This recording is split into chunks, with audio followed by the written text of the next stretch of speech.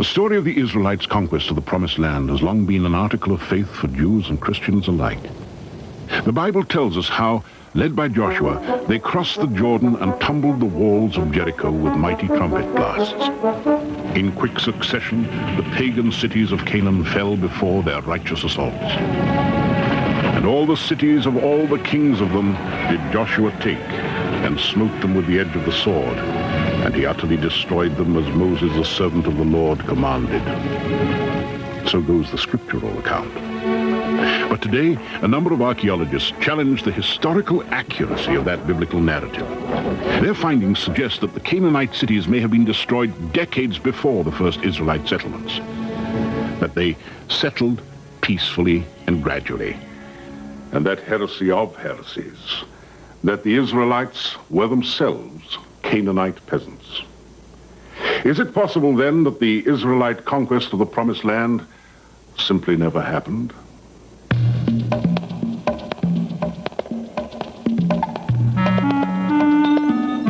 When Jesus of Nazareth was spreading the gospel of the New Testament through the Holy Land, these ruins were already 1,000 years old.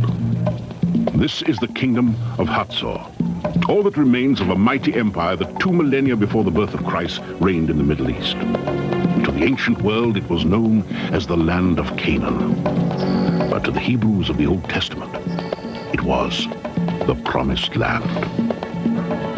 Hatzor has lured archaeologist Amnon Ben-Tor in search of clues to an age-old question, rather a series of questions. Who were the Israelites?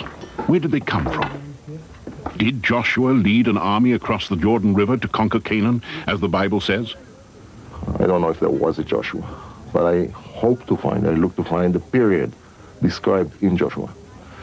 11th century, 12th century. Somewhere here, this is where they are. These bricks here, that's Canaanite. These stones here, this is Israelite, but of the time of the monarchy. What's missing in here, that's Joshua, or the time of Joshua. Ben-Tor hopes that the answer may be found here, in the great Canaanite palace at Hatzor. This is Canaanite Hatzor, the head of all those kingdoms. There's no building like it anywhere in Hatzor, and I don't think in the entire country. It's really big. So, and it lies all under where we are standing. This is Canaanite, look there. This is Ahab, or the 9th century. Over there, that's Solomon, 10th century. Over there, 8th century, the period of the kings. Okay, so Joshua, Judges, Kings, one on top of the other. The only one that is missing is in between. Israelites under Joshua, that's what we are looking for. Up there, those are the Golan Heights. Very controversial, no? Why? I thought we were talking about Joshua. But in Israel, the story of Joshua is never far from present-day controversy. The archaeology at Hatzor, within sight of those embattled heights, has political overtones in a country where historical claim to the land is a matter of war and peace. For it was here that Joshua and the Israelites finished their righteous conquest of the Holy Land, according to the Old Testament. They put to the sword all who were in it, utterly destroying them. There were none left that breathed. And he burned Hatzor with fire. Look how dark it is, how black it is. Look at all those fallen mud bricks. This is the real end of Hatzor. Look at the ashes, almost 1.5 meters of debris, of ashes, of wooden beams, of pottery, of all kinds of finds, and we are not yet down to the actual floor. So this is going to be a real big thing. Was it the Israelites who destroyed Hatzor, fulfilling their destiny as foretold in the Bible? Now, this is Hatzor, and this is the Bible. The question is, do they indeed correlate? Does it really mean that, as it is written in the Bible, this is how it happened? This is still an open question. We don't know. Because it says so in the Bible doesn't necessarily mean that it is wrong, okay? It may very well be so, but it is for us to prove. It may very well be that somebody else destroyed Hatzor, and in the book of Joshua, or whoever wrote the book of Joshua, attributed the story to the Israelites. For now, the answer remains hidden in the rubble of Hatzor. Amnon Ben-Tor and his team are continuing their search for the missing chapter from the time of Joshua. Although their efforts are not always rewarded, today they have made a new find. So it's just like a little scarab. You see the head here, and the wings and everything. Nice, huh? Very nice. What year? Okay. This is about 8th century, something like this, 9th century. It's about 2,800 years old, maybe something like this. I don't know, we have to study it. Young. We have, very young, yesterday. We have to study it. It's the period of the kings of Israel. Yeah. That's the Israelites, no question. But post Joshua, definitely. Unfortunately, not Joshua. So Moses commanded, so Joshua did. According to Scripture, the conquest of Canaan was the last act in a drama that began with the triumphant exodus of the Israelites from Egypt. Moses led the 12 tribes of Israel into the wilderness. When they came upon Mount Sinai, Moses went up to the mountain to receive the 10 Commandments.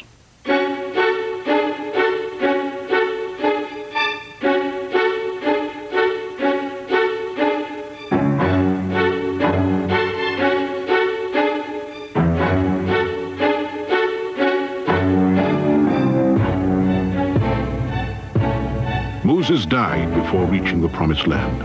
His servant Joshua would lead the Israelites across the Jordan River. At Jericho, the Lord commanded them to march around the city for 6 days. On the 7th, trumpets were sounded, the people shouted, and the walls came crashing down. For over a century, archaeologists have sought to verify the conquest as related in the book of Joshua. Today, a new generation of Israeli archaeologists is challenging the validity of the Old Testament as a historical document. Israel Finkelstein has surveyed hundreds of ancient settlements throughout Israel. He thinks the Battle of Jericho never happened. The conquest theory in Jericho was really disproved years ago. I think that it's a process of maybe 30 or 50 years of excavations. Excavations in the sites which are mentioned in the Bible in the conquest narrative reveal that either the sites were not at all inhabited at the time, or that the destruction of the Canaanite sites was a gradual and long process which took 150 years. Simply, this was not done by a group of people in 1 year or in several years or in a short period of time.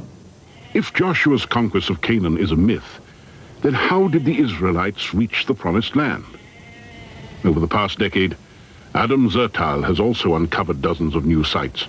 He believes they migrated peacefully into Canaan. We're looking now backward on Wadi Farah. I believe that along this road, the Israelites has entered from the Jordan that we can see on the opening, and gradually entered and penetrated into the sedentary life, into the land of the Promised Land. Now we know that these Israelites were half nomads, and they moved gradually into sedentary, settled life. Zertal is convinced that the Israelites were originally nomads who came across the Jordan River and settled around Wadi Farah, the only perennial source of water in the region. Here they could live on the land and graze their flocks year-round. Eventually, they gave up their traditional nomadic tents for more permanent structures, like these crude mud huts unique to Wadi Farah. I think in a very firm way that they were foreigners who came from the other side of the Jordan. They were not Canaanites, since they were not directed from the Canaanite city-states to this land, but vice versa. Although Zertal has discarded the conquest theory in favor of his peaceful migration theory, he is equally passionate about a new discovery. We were digging here without understanding what it was. We didn't even dare to dream that we deal here with Joshua's altar. He believes he has found the altar built by Joshua at Mount Ebal after the Israelites reached the Promised Land. That was a moment I'll never forget until the last day of my life. We couldn't sleep for a couple of nights, because then it was a very good proof that we deal here with a real first Israelite altar, where our people has started the real roots of everything, not only of the Jewish culture, but probably of all the Western civilization, I still can remember this enthusiasm and this excitement, I think, never to be repeated in my lifetime. However, not everyone agrees with Zertal. Well, Mount Ebal may be a cult site, but the altar, as far as I'm concerned, is Zertal's sheer imagination. Israel Finkelstein has proposed yet another new theory for the origin of the Israelites. Convinced that they were not immigrants, Finkelstein argues that many were probably Canaanites, as were their fathers and their fathers before them. I think that the Israelites were probably local people who were probably sedentary people in the middle of the second millennium. Then there was a collapse of the urban culture, there was a process of nomadization, and after a few centuries, re-sedentarization. They were, in a way, they were Canaanites because they lived in Canaan of the second millennium BC. And for Amihai Mazar, clues that the Israelites emerged from Canaan sometimes come from unsuspected sources. This little bronze bull was found by me in a kibbutz antiquities collection. It was found by a soldier training in the northern Samaria mountains, not far from Shechem, north of Shechem, biblical Shechem. It was found on a remote mountain, and I was shown the place exactly where it was found. We excavated there, and we could date it to this time, the 12th century BC, the period of the Israelite settlement. And we believe that the place where this bull was found was a high place. That means it was a sanctuary, an open-air sanctuary, utilized by those Israelites in the early phase of their settlement there. Now, this is a very interesting find, because we know that the Canaanites, much earlier, also used or had in their sanctuaries bronze bulls made in a very similar fashion. So we can claim that this little bull illustrates Canaanite traditions and inspiration on the early Israelite religion and cult. If the Israelites were Canaanites all along, when did they emerge as a unified people with a cultural identity? You cannot just ask who are the Israelites, because you must also be specific about a time in history. Under Joshua, or in the period described in the book of Joshua, did they know that they were Israelites? We don't know. We don't have enough historical evidence for this. But obviously many people who joined in this new force were local or were from here, and it was a mixture of people, you see. Whether or not they identify themselves as Israelites, this mixture of people was somehow different. In the archaeological layers of Hatzor, the settlement after the Great Fire is quite distinct from its Canaanite predecessors. So we have something different. Is this something different, Israelite or not? For the time being, I think it is. But for the time being, we don't have an absolute proof. We need something else, which I don't know if we shall ever find. Maybe we need a lot more of the same. But I think these are the Israelites. And it's a different page in a different story.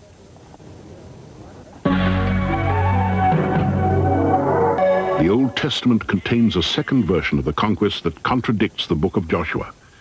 In the book of Judges, the Israelites dwelled side by side with the Canaanites until a crisis threatened to overwhelm them. The world was turned upside down. Around 1200 BC, a crisis burst throughout the ancient Near East. Many cities collapsed. The empires collapsed. The Hittite Empire, the Egyptian Empire. After 1150 BC, the Egyptian Empire did not survive anymore. And many of those Canaanite city-states, Canaanite cities, for example, the largest, the most well-known one is Hatzor in the Galilee, disappeared. They just ceased to exist. In fact, the world as they knew it ceased to exist. A golden age of trade and prosperity had linked Canaan to the empires of the Mediterranean and the Aegean. When they collapsed, the social, economic, and political fabric of the Canaanite city-states collapsed with them. Today, most archaeologists agree that against this backdrop of turmoil and unrest, small groups of shepherds and herders, now politically independent and economically self-reliant, wandered into the isolated hills of Canaan to begin a new life. Out of their experience slowly emerged a new culture and a new identity. In time, they would become known as the Israelites. Does this new theory, based on decades of archaeological research, mean the Bible is wrong? Does it diminish the legend that has sustained Israel for centuries? Perhaps it puts it in perspective. We have to understand that the Bible is not a source for describing the origin of Israel, for the simple reason that the biblical narrative was compiled at least, or even written in Jerusalem in the 7th century BC. And in many ways it reflects the ideas, the ideology, the economic affairs, the political affairs of the people of Jerusalem in the 7th century, which means 5 centuries after the supposed events took place. It's a question of how you look on the Bible. There are many points of view on the Bible. Of course, fundamentalists, both Christians and Orthodox Jews, believe in the Bible as the Word of God, and they accept its history as the true history. On the other hand, we have ultra-critical scholars, starting in the late 19th century and up to our own days, who claim that much of the biblical narrative is just literary fiction. Archaeology is not here to prove or disprove the Bible. I mean, the Bible, as a book written in divine inspiration, needs no proof. Professor Avram Beran is a veteran archaeologist who began excavating in Israel before it became a state. He now teaches biblical archaeology at Hebrew Union College in Jerusalem. Take Jericho. How many articles and books have been written? Did the walls of Jericho came falling down? Now, I don't know if it really matters. There must have been some kind of a historical element in the story, but we don't know which of the layers of occupation of Jericho can be ascribed to it. We don't know when it took place exactly. But to me, the myth of Jericho, if you like, has sustained the Israelites and the Jewish people for thousands of years. But for Adam Zertal, each chapter and verse of the Old Testament is incontestably etched in these stones. The debate cannot be whether the Israelites were Israelites, because the Israelite entity here is quite clear by, as I said, the similarity with the Bible and the later Jewish temple in Jerusalem. In the Holy Land, biblical archaeology often reflects modern longings as much as ancient truths. How does archaeology, how does material culture relate to the biblical narratives? And here, this is a question of what's important. You cannot answer it in general. You have to say, for whom? There are some people who need, for one reason or another, to have 100% correlation between archaeology and the biblical narrative in order to prove or to give them confidence or to give them a sense of identity, to give them roots in history. For a dozen different reasons, people need to have 100% correlation. Others, I'd say, like me, I don't need 100% correlation. I don't need to read a chapter in the Bible and then run to the field and see, can I find something which relates to this or not? My identity as an Israeli, I don't think it has anything to do with one theory or another in the book of Joshua. For some it is important, for others it's not. And in the larger perspective, archaeology perhaps serves the needs of a nation over time.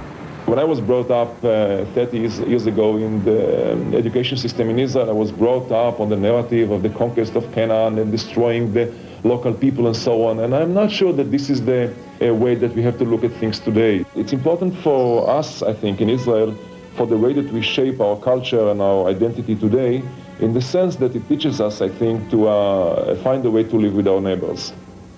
In the present-day turmoil of the Middle East, archaeology has shed new light on this ancient landscape. Far from shattering a myth, it has enriched an epic tale of struggle and survival that continues to rock the political landscape of Israel today. In an earlier time, the suggestion that the Israelites were themselves Canaanites would have earned its author a public stoning. Yet in the timeless interplay of science and religion, one era's heresy is often another's article of faith. Perhaps tomorrow, the idea of the Israelites as Canaanites will be no more earth-shaking than the theory of evolution. Well, here we have maybe an unholy trinity. Okay? There's archaeology, there is Bible, there is politics.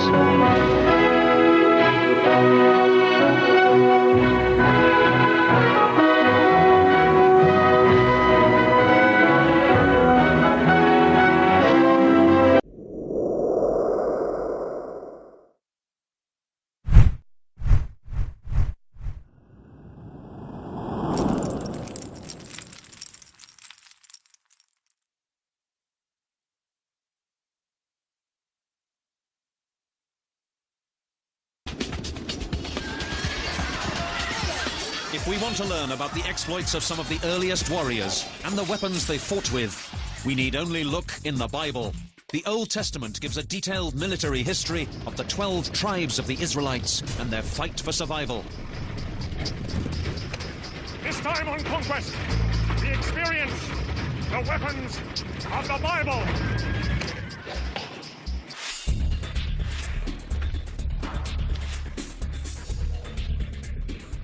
The lands of the Bible are squeezed between the Mediterranean Sea and the desert.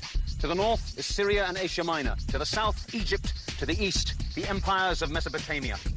This area used to be called the land of Canaan. It's only 70 miles wide, and it's absolutely essential in a strategic position as the sole land bridge between Eurasia and Africa. In times of peace, it was essential for commerce. In wartime, essential for military maneuver. The Israelites controlled most of this land for most of 12 centuries. We're going to find out how they did it, and you are going to learn how to win with the weapons of the Bible. In the 18th century BCE, there was a great movement of peoples from the east into the eastern Mediterranean, of which the major group were the Hyksos. They invaded Egypt and defeated the mighty Egyptian army, who were equipped with inferior weapons of stone, wood, and early bronze. The Hyksos succeeded partly by military technology. They had superior bronze weapons and the ultimate shock force of fast chariots, and an excellent missile weapon, the Asiatic composite bow. Now, this was of recurved design, made of horn and sinew, with an effective range of 200 yards. The only disadvantage of this was that it was extremely difficult and expensive to make, and often took up to a year to finish.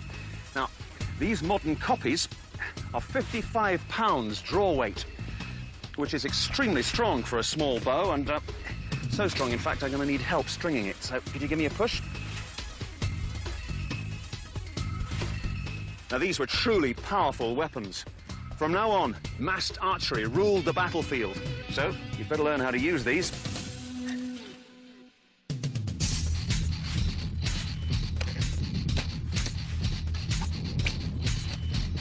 Archery was so effective in this period because good armour was rare. Most was of stiffened cloth or leather, sometimes strengthened with scales of bronze, with helmets of hardened leather or bronze. Eventually, Egypt expelled the Hyksos by copying the weapons of their enemies, especially the bow and the chariot. By the time of the New Kingdom in Egypt, the Israelites were treated as a hostile population. Sometime during the 13th century BCE, they were led out of bondage in Egypt by their leader, Moses. Later, under Joshua, they began the conquest of the land of Canaan. At this time, the Israelites were still nomadic. They were a collection of individual Bronze Age warriors. They fought with a spear and javelin, bows and slings, clubs, many types of axes, swords and shields. These are the classic weapons of the ancient period, but what's important is what they were made of. Now, they still used flint and stone, warheads and blades, and these could be extremely sharp, but they had to be short and they often shattered on impact. The best blades were made of metal. First metal blades were made of copper, but this is an extremely soft material. But if you take 7 parts copper to 1 part of tin, you get an alloy called bronze. Now here's a nice new shiny bronze axe head. This was a very much harder material and could take a good edge, but you still had to be careful with it. It was brittle, and it could blunt very easily. And in the Middle East, bronze was often of poor quality because of the rarity of tin, but it made some good weapons. Right, team, it's time we learned how to use these bronze weapons. And the one thing you won't be doing with them is any kind of Hollywood swordplay, like this. Bronze weapons simply will not stand up to this. These are modern steel copies. Let's look at the real thing. First, with a long sword. It's absolutely pointless to try and think of any kind of cuts against bronze armor or bronze shields. All you're going to do is blunt your sword. Also, you're not going to be able to take any kind of parry. You thrust at me, there's a good chance that your sword or mine will break, so don't allow your sword to be cut down onto.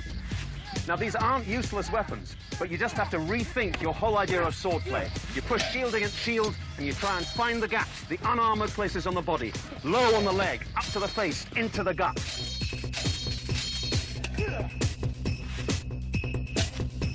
Now, there were various different types of swords called kopesh. Now, these are based on an Egyptian design. It's almost impossible to believe that this sort of sword was actually used, but they're shown throughout antiquity, so they must have been used somehow. One like this would certainly be used as a cutting, slashing weapon. I would try and smash your shield aside and then come in with a head cut to smash right through it, cleave through it, and through you. Now, the bronze spearhead meant that the spear could really come into its own as a fighting weapon. Spear fighting technique is a whole technique to itself. There's all kinds of thrusts and parries. If you parry too far out, don't, because I can come under and in.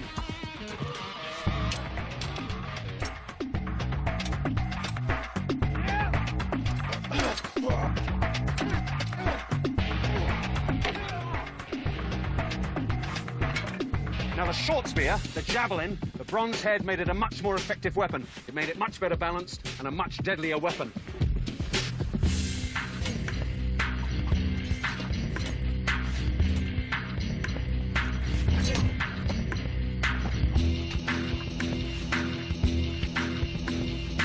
Now, there were many different types of axe.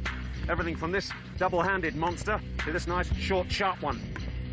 Now, with this, it does have a sharp blade, but frankly, that's not important with this. This one relies on weight. You try and cleave through your opponent's shield or armor. Now, I'm going to cut at you. I want you to try and hit back at me, all right? Very good. Not finished yet. Yeah, you're too good at this. Go away.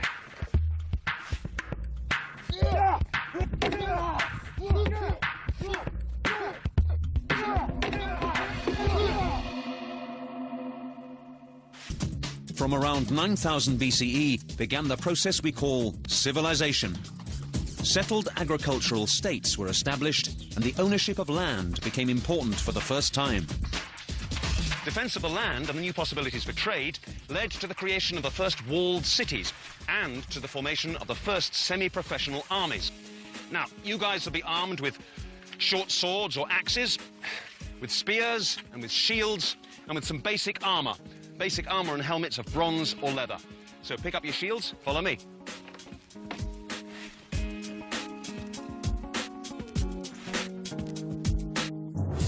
In Sumeria, we find the earliest phalanx formation, with troops trained to fight and march together, to obey orders and to keep close formation. 1,500 years later, the Canaanites fought in much the same way. These are the troops the Israelites had to face, and these are the tactics they had to learn. Shields! Spears! The Israelites fought with these early armies and learned from them. But their battles against the Canaanites could do little to prepare them for their next and greatest enemies. Coming up, the team learn how to win against the Philistines. Our team have been training with bronze weapons, but just like the Israelites, they are about to be overtaken by technology. From around 1200 BC, a group called the Sea Peoples invaded the Middle East, probably from Asia Minor or the Aegean. Among them were the Philistines. They invaded and settled the southwest coast of Canaan, and they became mortal enemies to the Israelites. They were probably the first true swordsmen. They used a sword of about 3 foot long with a small shield that we would call a buckler. But the really important thing about these guys is that their weapons were made of iron. Now, it's difficult to understand how important and how terrifying this change was. Just imagine you have a well-equipped army with bronze weapons being absolutely carved to pieces by these new iron ones. The Israelites really had a problem. By the mid-11th century BCE, the Philistines had beaten back the Israelites and established themselves deep into Judah. Saul was chosen to lead the Israelites, and he created a professional standing army of about 3,000 men. We particularly remember the exploits of 2 of Saul's men. The first was his eldest son, Jonathan. Now, the Philistines were strongly encamped at a place called Mishmash. They had a small advance guard out ahead of them. Jonathan and his shield bearer left the main Israelite army and skirted around, attacked the advance guard, and routed it. Just the 2 of them. You gotta be kidding.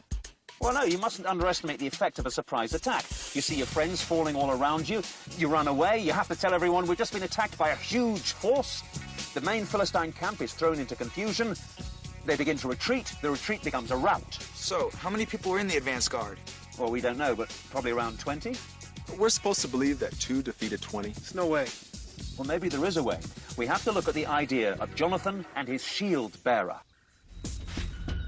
There's a lot of mention of the shield bearer in ancient texts. Now, this guy may just have been a slave to carry his master's heaviest piece of equipment. But what if he wasn't?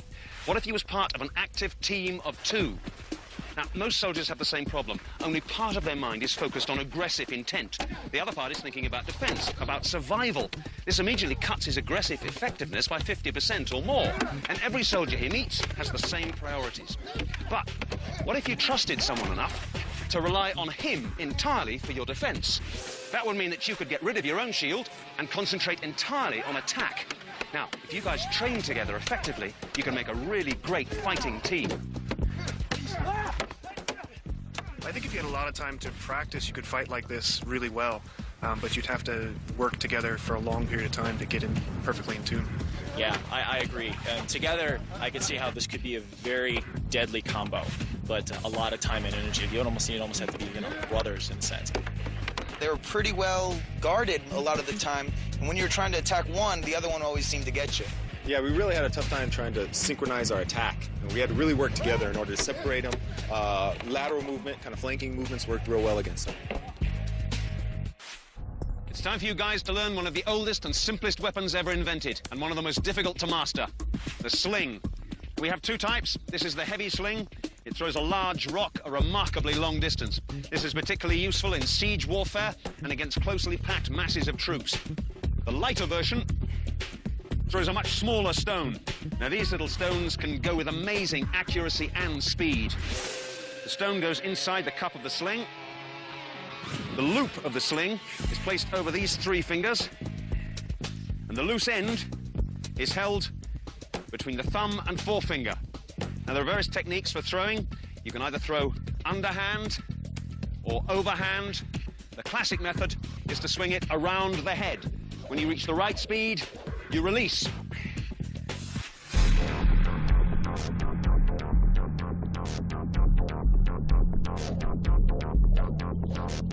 In certain cultures, and among all sheep-rearing societies, the sling was taught to every boy from childhood. It kept wolves away from the sheep, and of course it was always an excellent weapon of war. But the most effective weapon of the period was the war chariot. Now, we keep on hearing about chariots, and we know exactly what they look like, because some have actually survived from New Kingdom Egypt. This is a modern reproduction. The originals were incredibly light, only 77 pounds. They had a great range for those days of up to 37 miles per day, and the closing speed in battle was 24 miles per hour. Now, these chariots were mostly with two horses and two riders. One was the driver, you, Scott. You would hold those reins in your right hand, because in your left hand, you'd hold that shield. Now, that was to protect the really important guy, Chris, who was the archer. Now, you'd be lashed on into position to give you the stability required to shoot your bow. The chariot itself was packed with masses of quivers full of arrows and loads of javelins for throwing at short range. This whole setup was incredibly expensive. Think of a $4.3 million M1A1 Abrams tank. There was the archer, who would either be a nobleman or a first-class professional soldier, his bow, scale armor and equipment. The charioteer was also a highly skilled professional. The horses would also often be armored, requiring a huge staff to breed, train and feed them. But why was the chariot so important when it contains only one archer? Well, the trick is that it combines the two classic capabilities of infantry, shock and missile capability. The bows the charioteers used were of the highest quality, far better than any used by the common soldier. Let's go! Yeah! The chariot could run rings around infantry formations, attacking them in the flank and in the rear, always keeping out of range. If the infantry did try to charge them down, well, the chariot just ran away, and you could shoot backwards. Hit them as they came on. When the infantry fled, you could easily catch them up and ride them down. They were excellent for scouting work, for lightning raids, and for bringing back intelligence quickly.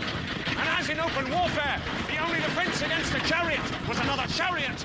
Everybody wanted one. Right, we have another test for you.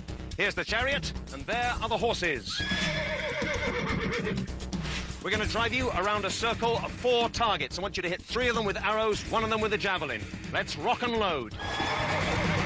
Yes, that's what I meant. The ability to shoot a bow and throw a spear from a bouncing chariot at full speed was vital. But as our team discover, the rock and roll really make the lock and load difficult, let alone actually hitting the target.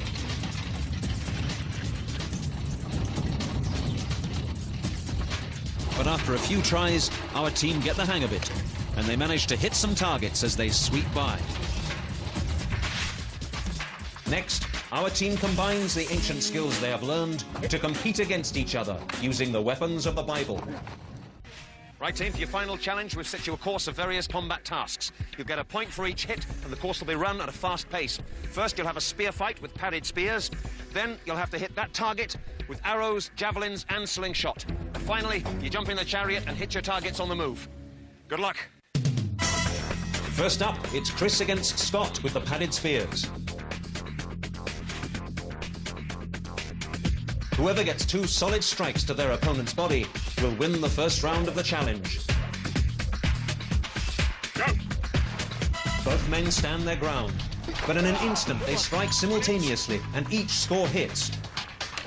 But then Chris flies forward and gets a second solid hit to Scott's stomach. Hit that!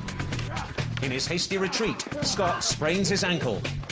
This may hinder his chances in the next 2 rounds of the challenge. Next up are Dan and Dave. Both fighters are more cautious, looking for an opening. Dan uses his hand to deflect Dave's attacks and then makes a stab to his opponent's stomach. Dave's looking for revenge now and gets a hit to Dan's chest. Good hit! Dave blocks a shot to his face, but misses a double hit to his stomach. Dan wins 2 points in the first round to tie for the lead with Chris. Next up, it's round 2. Scott shakes off his twisted ankle and sets himself up for the second round. He scores a point with his first arrow, but misses with the second, then loses his concentration and misses both javelins and slingshots. He's off to the third round with only 2 points. Next up is Dan. Surprisingly, he misses both shots with the bow, but makes up for it with 2 hits using the javelin. The slingshot continues to give our guys problems, as Dan misses with both stones. Dave, still sore after losing the spear fight to Dan, lines up his bow and knocks up 2 accurate hits for 2 points to get him back in the game. But then blows his chance for the lead by missing his next 3 attempts. Only a hit with his final slingshot keeps his hopes of winning alive. Chris races to his mark and immediately gets another point, then narrowly misses with his second arrow. But 2 lucky javelin hits make up for his inaccuracy with the sling, and he exits round 2 just in the lead. Scott's first up into the chariot, and immediately he's back on track with 2 hits out of 2. But then he loses his concentration and just misses the third arrow target and the javelin target, worth 2 points. He ends up with only 4 points.